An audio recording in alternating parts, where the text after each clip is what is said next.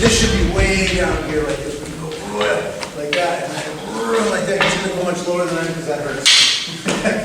So, the theme of that was that you follow the hand, right? So now watch what they do. So if we're in this drill.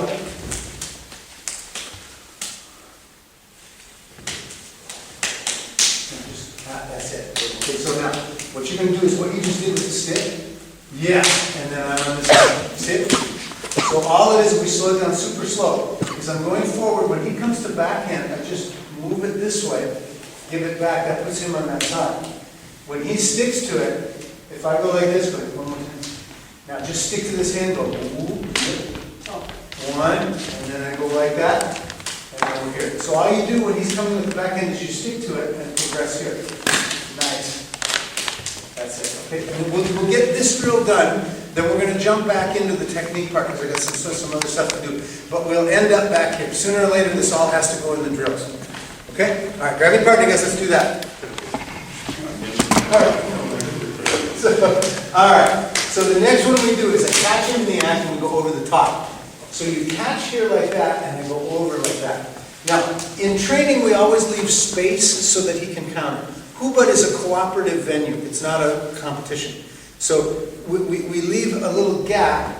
So when I go like that, you see I've gone up and I've left him room here to get his hand in there. When you actually do this kind of thing, there's no gap. You just go pack like that, and it just rolls over and sticks in the throat. There's no gap to it. But when we do it, we lift it up and go like that. It looks like a karate chop. How's that? Judo chop. Judo chop. Yeah, there's no strikes in judo, but that's good. Anyways, but they always say that. Judo chop.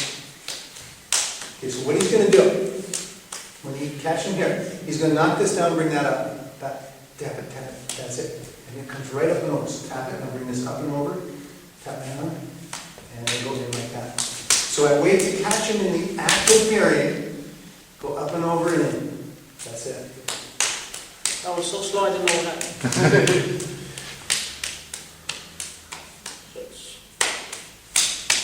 So if you listen to the rhythm. 1, 2, 3, 1, 2, 3, 1, 2, 3, 1, 2,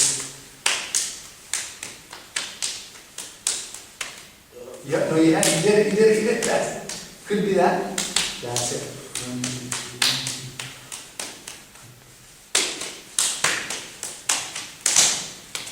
See it? So when he's going to go and get it, he's going to come up to period, and I'm just going to make the jump from that one to that one.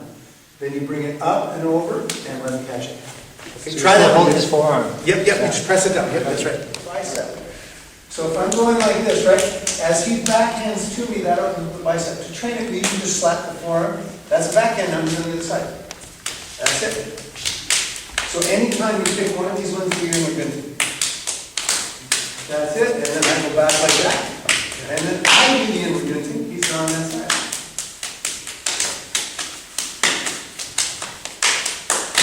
And that's it. That's it. That's it. Next switch, inward gunting. Okay? Why don't you guys switch partners, switch bodies. Probably tired of each other. I'm confident that it will be in there anyway. It's worth noting, by the way, that Bruce Lee had as a separate type, he separated out the types of speed for attribute training. You have initiation speed, perceptual speed, delivery speed, recovery speed, and then you have hand exchange speed. Hand exchange speed means just the speed with which you switch hands. So, if one's stuck, the other one's got to do something to switch it. That's what this drill does. It just gets you that. That's why I recommend, if you can, to get on a speed bike. That really, we're going to re-release the Wooden Dummy DVD, and I insisted that we put the speed bag on the end of it. Because I think when you work your Wooden Dummy, then move right over the speed bag, because it just makes so much sense for what we do here. So it's noisy, and your neighbors will hate you, but whatever. Okay, so I'll do it. So we go from the high to the low, and go back. That puts him on the back and side. It's not my favorite, by the way, because you actually have to come from behind it. But so what you do is you start on the top and you just circle it down, tap, and it's very similar to what we would say Ping Choi Guacha. So we go like that and tap. The difference is Ping Choi Guacha at least starts on the outside. We start here and then try to go like that. They actually started on the inside And you're chasing that technique like that, and then delivering the backhand. So what he's got to do is he has to start on the top, chase it over the top like that, just go right over the top of it, force it down, and then trap here like that. Okay, so it's not my favorite, but it's in the program, so we'll work it here. No, you're right. It is awkward, isn't it? It's kind of funny. So you push it down like that, and then go here. Yes. That's it. Okay, it's just worth pointing out again that this is column. So when I look at this, I look at the knife and the stick, and they go like that. And then I look at the JKD, and they go like that. And then the one group said, well, we don't like that the Southeast Asian martial art was put into JKD. It's already in there. It's already in there. Of course it's in there. I mean, you can see it. Okay. Anyways, get a new body, get switched around. This will be the last one we do on this, then we're going to go back to what we were doing. Right? So, I think, I know you'll do your repetition, so I don't have to do. Some groups I have to, if you're interested why I'm hesitating, some groups I have to give a lecture, or sometimes I'll run them through and say what real repetition actually is. But makes it you guys train hard, and from your talk I can hear that you guys are going to train the repetition. But in some groups, they do the seminar, and they don't do it again until I come back. Guys, when I leave, tomorrow's Monday, get to work. JKD is a funny thing because it's always described as an iceberg, and the seminar is the tip of the iceberg, right? What's underneath all of that is all the training. That's all the stuff you guys do day to day. You're punching each other, you're hitting focus points, you're training these drills, you're doing all that. That's all the iceberg underneath. And the fancy stuff is the stuff on the top. That's just the little bit that everybody gets to see. Okay. So, what we have so far, remember the first switch was that one where I just stick to it and bring it back, and I choose the backhand. That's the deal. So all he has to do is stick to this, bring it right back to him, stick to it, and then that changes it here like that. The second one is I go from an invert to a backhand, like that. Okay, and I could show you how to do it on the stick, but I try not to use the stick here. Okay, so there, and then go up and over, and then you go to the backhand side. Okay, the third one is the inward movement. Okay, that probably should be first if you're familiar with it. But when we're teaching beginners, there's some extra movement to it. So we keep it at that perfect job. Okay, then that last one we did is you come over and trap. Like that. And again, it looks like you can watch it.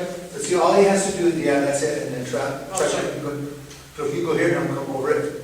And then this one, and then trap it back in. And then that goes here. Like that. Okay? Does it make sense? In general, I would just say relax a little bit and think rhythm. Think rhythm. More like playing the bongos, less like bench press. Okay? Alright, grab a new partner, guys. Let's switch around now. For a long time in my career, that trapping was maybe 50-60% of what we did. That was 50-60% of what we did. We trapped all the time. And then it became unpopular. People started to not like it, they didn't like it. And I understand it because it's complicated. So they go, screw it, double leg, and I get that, I understand it. It's still important to do it. It's still important. So I was just going to show you, we have in the level 2, in Panatuka, this is the second level, so they're probably only in the program maybe 6 months, and then they get these drills. That's the one you're doing and some other ones, and they get these drills. In the Chun Fun, we wait till level 8. I didn't know it was that late, but they've probably been in this 3 years, 4 years, 5 years by the time they get it. But it's the same drill, by the way. It's almost the same. There's some different variables, but it's the same drill, and it's very important. Okay. What is the difference? I don't know. I don't remember why we did that, and because that's my progression, I should be able to defend it. And the Chun Fun, we do a lot of straight trapping. They actually get quite a bit of chi-sao work before they do that. And I'm sure the thinking was that they should be able to do everything out of their chi-sao, so that has to come first. And whereas in Kali, it's more of a hit and go, But you know this, you have to have both. You have to be able to unstick and move around the hand, and you have to be able to stick to them somehow. And really, that's why the pummeling is important, the push hand is important, the chi-sao is important.